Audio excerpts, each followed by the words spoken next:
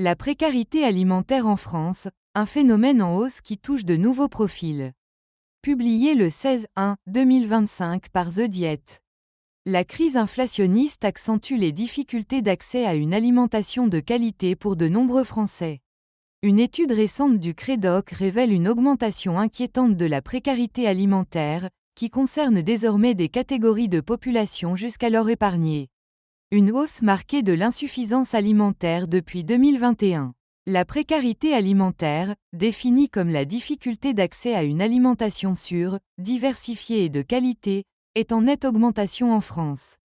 Selon l'étude du Crédoc, la part des ménages en situation d'insuffisance alimentaire est passée de 52% en avril 2021 à 61% en avril 2023. Cette hausse s'explique en grande partie par l'inflation, notamment sur les produits alimentaires, qui a fortement impacté le pouvoir d'achat des Français. L'insuffisance alimentaire se manifeste sous deux formes, quantitative, ne pas avoir assez à manger, et qualitative, ne pas pouvoir manger les aliments souhaités. C'est surtout cette dernière forme qui a progressé, touchant 51% des ménages en 2023 contre 42% en 2021. De nouveaux profils touchés par la précarité alimentaire. L'étude met en lumière une diversification des profils concernés par l'insuffisance alimentaire qualitative. Si les catégories traditionnellement vulnérables restent les plus touchées, ouvriers, familles monoparentales, on observe une progression marquée chez les jeunes de 15 à 24 ans, plus 14 points, et les plus de 65 ans, plus 16 points. Les écarts entre types de ménages se sont également resserrés, avec une hausse importante chez les couples sans enfants, plus 13 points, et les personnes seules, plus 9 points. Cette généralisation du phénomène traduit l'impact de l'inflation sur une large partie de la population française.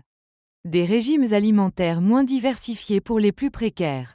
L'insuffisance alimentaire a des conséquences directes sur la qualité et la diversité des régimes alimentaires. Les personnes en situation de précarité alimentaire ont une consommation moins fréquente de produits d'origine animale, viande, poisson, et de fruits et légumes. Elles ont également tendance à consommer davantage de plats préparés et de restauration rapide.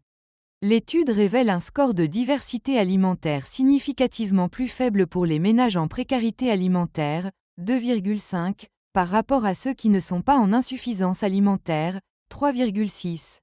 Cette moindre diversité s'explique notamment par des restrictions budgétaires plus importantes sur certains produits comme la viande, le poisson ou les fruits et légumes frais.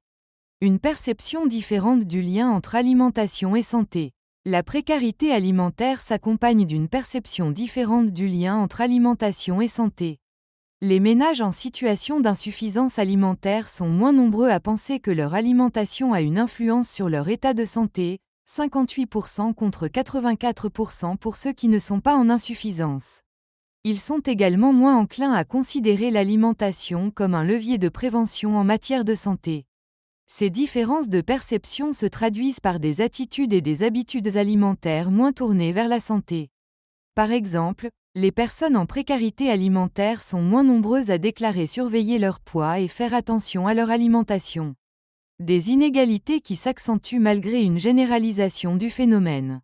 Si l'insuffisance alimentaire qualitative tend à se généraliser, on observe paradoxalement une accentuation des inégalités concernant la précarité alimentaire quantitative. Les facteurs de risque socio-démographiques, âge, niveau de diplôme, catégorie socio-professionnelle, structure du ménage, jouent un rôle de plus en plus déterminant. Par exemple, les personnes sans diplôme ou avec un CAP-BEP ont 4,2 fois plus de risques d'être en précarité alimentaire que les bacheliers en 2023, contre 2,7 fois en 2021. À l'inverse, les cadres et les diplômés du supérieur sont de plus en plus épargnés par ce phénomène, creusant ainsi les écarts avec les catégories les plus vulnérables. En résumé, la précarité alimentaire en France connaît une hausse inquiétante depuis 2021, touchant désormais 61% des ménages. Ce phénomène se généralise à de nouvelles catégories de population, notamment les jeunes et les seniors, tout en s'accentuant pour les plus vulnérables. Les conséquences sont multiples, régimes alimentaires moins diversifiés, perception différente du lien entre alimentation et santé, et creusement des inégalités. Face à cette situation, Des mesures ciblées sont nécessaires pour garantir l'accès de tous à une alimentation de qualité et en quantité suffisante, tout en sensibilisant davantage la population aux enjeux nutritionnels.